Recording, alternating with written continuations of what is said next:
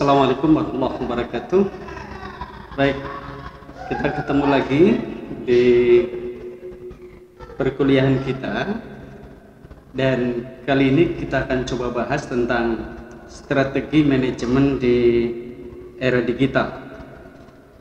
Sebelum kita bicara persoalan strategi apa yang harus kita lakukan di era digital ini, kita ingin lihat tentang manajemen pendidikan ya.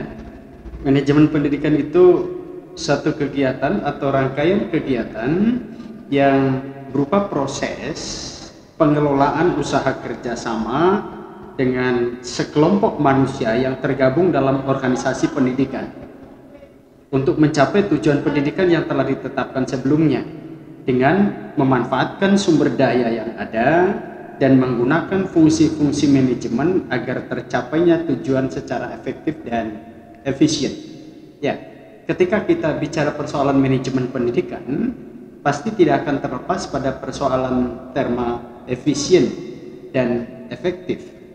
Tentu efektif dari segi waktu, efisien juga dari sisi anggaran ya. Sehingga kemudian tujuan-tujuan yang kita ingin capai itu bisa tercapai, bisa dilaksanakan dengan baik sesuai keinginan bersama, dan hal ini tentu terkait dengan fungsi-fungsi manajemen ya, yang tentu kalau kemudian secara populer fungsi-fungsi manajemen itu walaupun beda-beda terma yang digunakan oleh pakar manajemen, tapi tidak terlepas dari persoalan planning, organizing, executing, dan controlling ya. Itu fungsi-fungsi manajemen. Begini, pendidikan yang baik itu tidak hanya tergantung input fisik seperti ruang kelas, guru, buku teks, tetapi juga tentang insentif yang mengarah pada pengajaran dan pembelajaran yang lebih baik ya.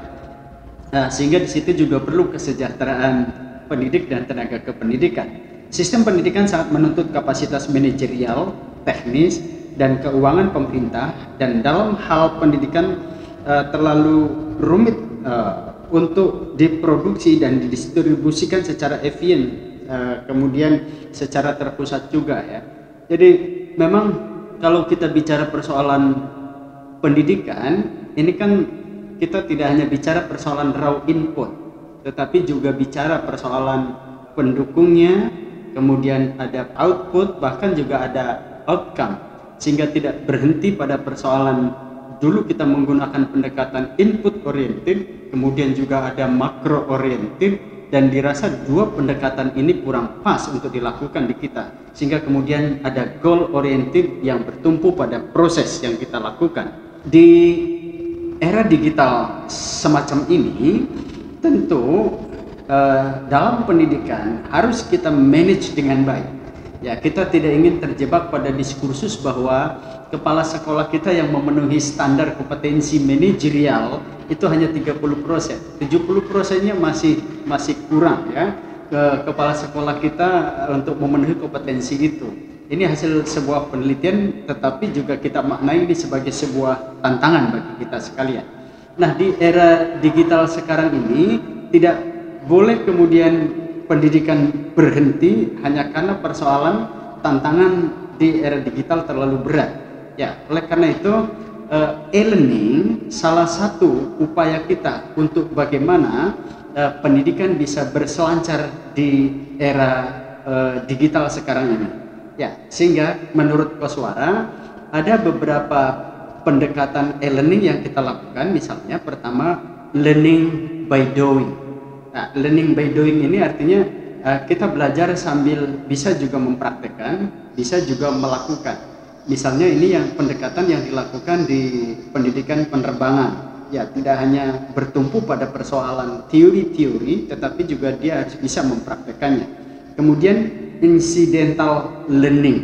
Ya, incidental learning yang kedua itu bagaimana kita misalnya belajar sambil juga melihat kondisi alam ya. Misalnya belajar geografi sambil jalan-jalan gitu di satu tempat tertentu, tetapi tentu terkait dengan persoalan pembelajaran geografi. Lalu kemudian learning by reflection. Ya, siswa peserta didik kita melakukan refleksi terhadap pembelajaran yang kita lakukan. Nanti di ujung pembelajaran itu ada refleksi bersama siswa dan guru dari pembelajaran yang dilakukan. Kemudian case based learning. Ya, ini pembelajaran dengan kasus ya.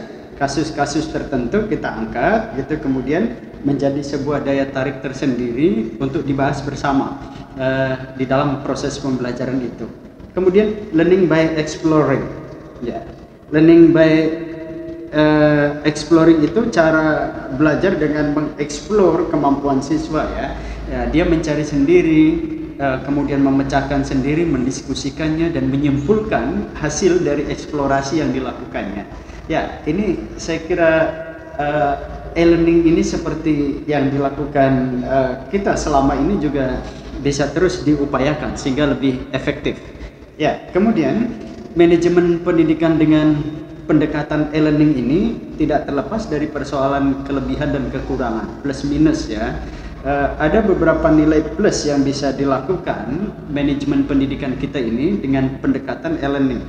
Pertama misalnya persoalan biaya, itu bisa dieliminir karena tidak memerlukan biaya yang cukup mahal, apalagi sekarang sudah terakses semuanya. Ya, bisa kita gunakan HP, chat yang kita miliki, laptop yang kita miliki. Yang terpenting ada kuota dan ada dawai ya, jaringan yang kita miliki. Waktu juga sangat efisien, bisa masing-masing di tempatnya untuk belajar. Kemudian tempat juga sama seperti itu. Ya, tempatnya bisa di masing-masing, sangat individualistik gitu. Di rumahnya masing-masing, tidak harus ketemu dalam satu tempat.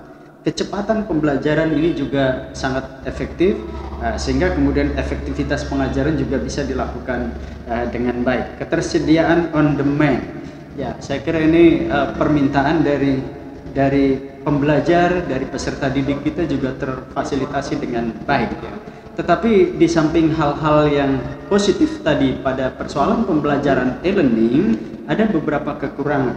Misalnya kurangnya interaksi, apalagi kemudian hubungan sosial karena tidak ketemu langsung ya, masing-masing di tempatnya sendiri-sendiri dengan sangat individualistik pembelajarannya. Lalu kemudian yang kedua, kecenderungan mengabaikan aspek akademik atau aspek sosial tadi itu ya, karena dia belajar masing-masing sangat individualistik, jadi aspek sosialnya, komunikasi, interaksi itu sangat susah bisa dilakukan. Proses belajar dan mengajarnya cenderung ke arah pelatihan daripada pendidikan.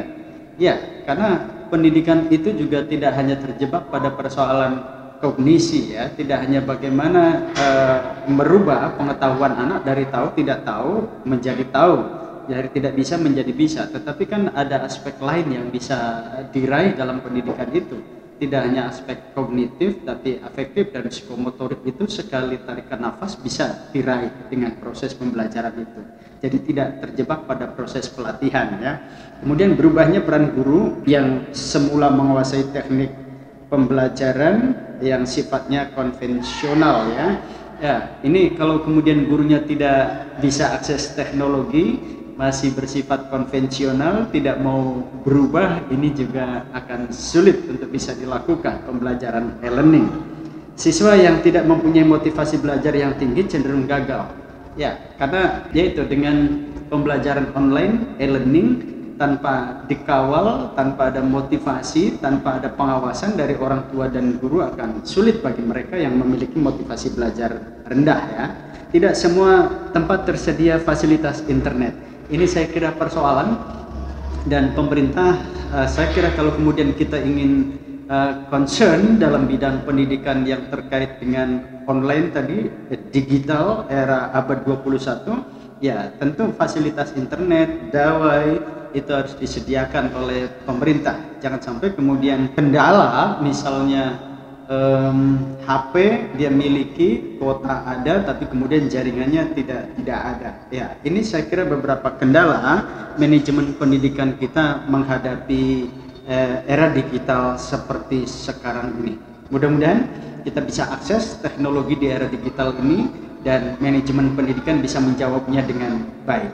Tetap semangat. Assalamualaikum warahmatullahi wabarakatuh.